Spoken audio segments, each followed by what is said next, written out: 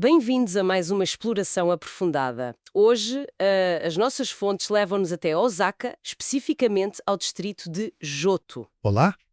Temos connosco material fascinante mesmo, sobre a história rica e também alguns locais, assim, menos óbvios, menos conhecidos de Joto.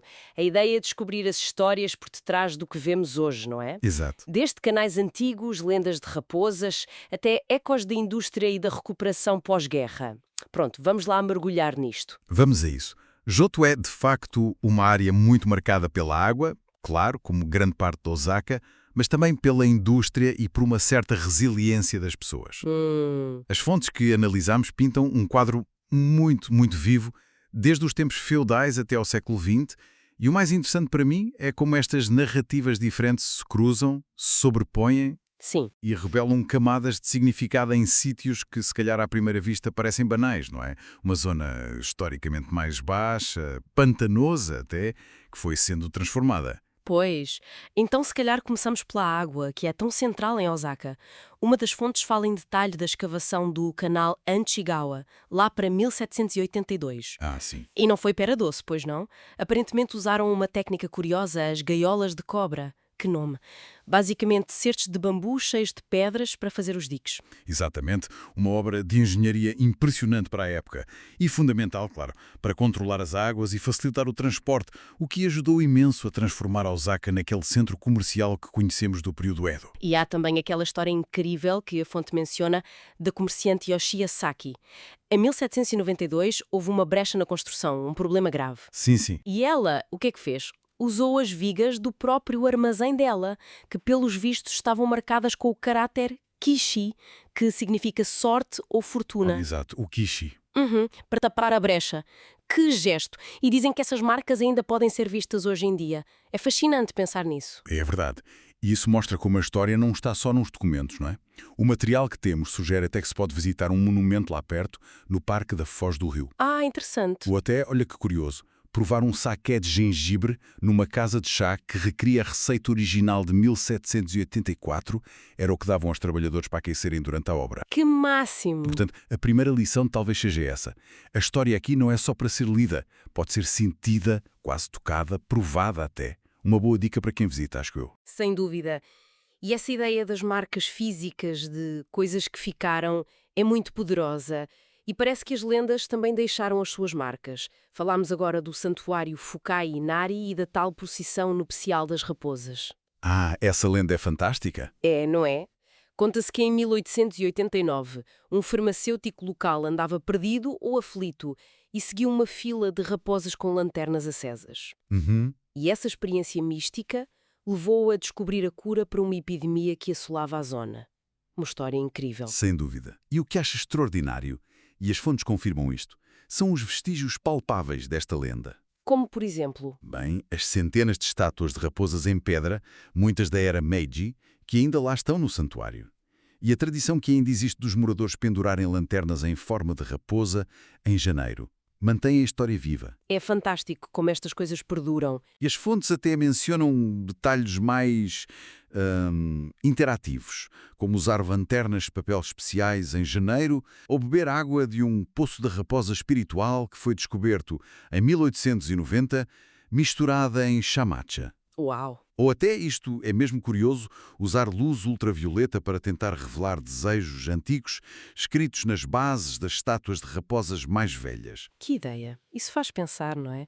Como é que as lendas, os rituais, conseguem manter a história e a identidade cultural tão presentes numa comunidade, mesmo numa cidade grande como Osaka? Exatamente. É a força da tradição oral e do ritual. Olha, as fontes também nos guiam para um sítio talvez mais discreto, mais escondido. O santuário Susanoo no Mikoto, também conhecido por Santuário Sekime. Ah, sim. Um belo exemplo de um tesouro escondido, como dizia. Fundado por volta de 1580, na época do Toyotomi Hideyoshi. E tinha uma função estratégica, certo? Fazia parte das defesas do castelo de Osaka. Precisamente. Estava ligado à estrada Nanamagari, as 7 curvas, uma estrada propositadamente sinuosa para dificultar ataques ao castelo. É um exemplo fascinante de como a estratégia militar do período Sengoku se esconde hoje num bairro residencial pacato. Impressionante. E sobreviveu a muita coisa, pelos vistos? Sim, foi reconstruído várias vezes, depois de incêndios, terremotos, sempre com o apoio da comunidade local. Isso mostra a importância que sempre teve para as pessoas dali. É um refúgio de calma.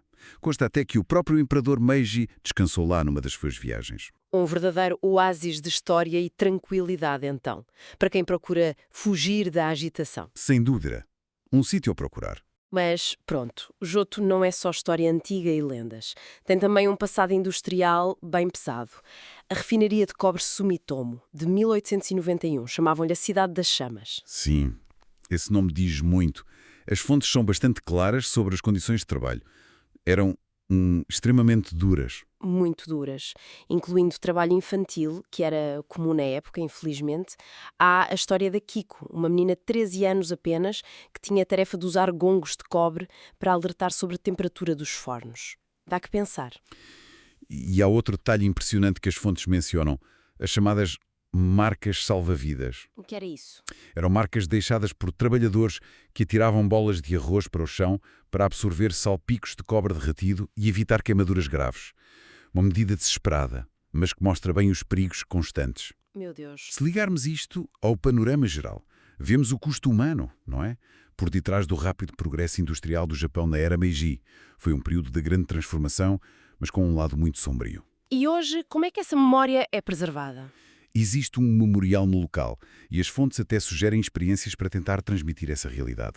Coisas como provar bolas de arroz com algas caramelizadas, inspiradas nessas bolas de arroz salva-vidas. Ou até usar realidade virtual para simular o ambiente e o trabalho no forno. Formas de tentar conectar com essa história difícil. Formas importantes de não esquecer. E por falar em histórias marcantes e talvez um pouco sombrias, mas com um lado de respeito, temos as das 1000 estátuas Gizu, de 1955. Ah, sim. Essa é outra história muito particular de Johto, ligada à construção do metro. Exato. Durante a escavação para a estação Fukayabashi, os trabalhadores descobriram ossadas humanas. Muitas.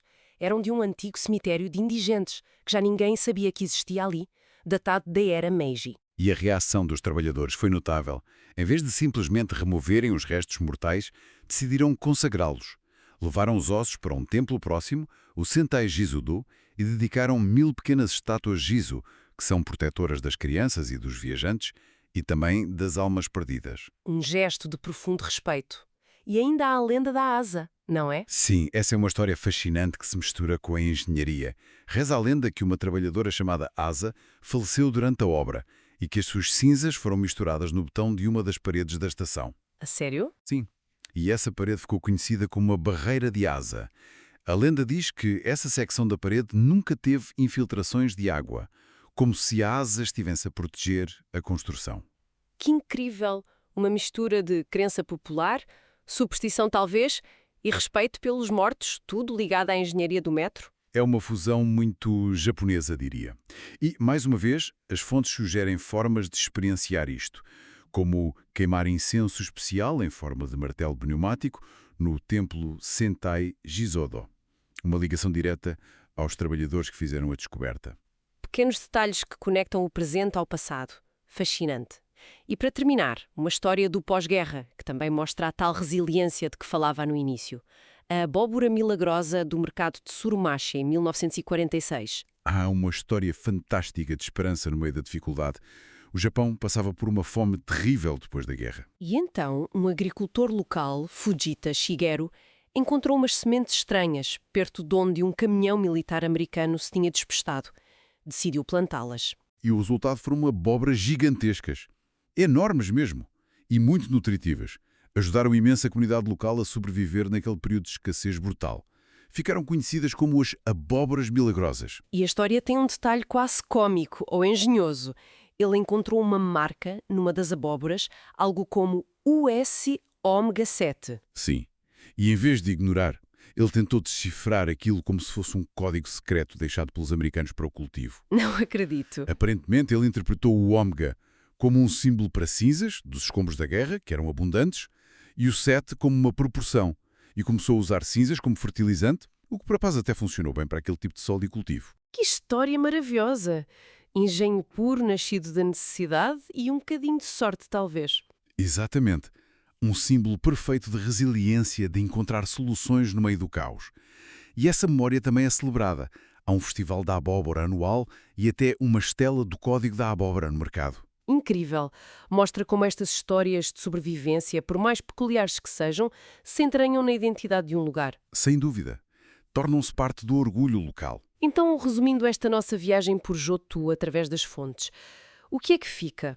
Para mim, fica a ideia de um distrito onde as grandes histórias e os pequenos dramas humanos estão mesmo ali, gravados na paisagem, por vezes em sítios que nunca imaginaríamos. Sim, desde marcas numa viga de madeira antiga, a inscrições quase invisíveis numa estátua de pedra ou até numa receita de saquê ou numa abóbora. Exato. Acho que demonstra bem que, mesmo em cidades modernas, densas, cheias de betão, as camadas do passado estão lá. Estão presentes. Só precisam de ser descobertas ou que alguém olhe com atenção. Explorar estas fontes foi, para mim, uma viagem muito rica. Por lendas, por inovações de engenharia, por dificuldades humanas tremendas, mas também pela incrível capacidade das pessoas de recordar, de adaptar e de encontrar significado. Fica então a reflexão final, talvez. Que outras histórias, que outras narrativas estarão escondidas mesmo debaixo do nosso nariz, nos lugares que achamos que conhecemos tão bem, esperando apenas que alguém decida, olhar um bocadinho mais de perto. Exatamente. Um convite à exploração, mesmo no nosso dia-a-dia.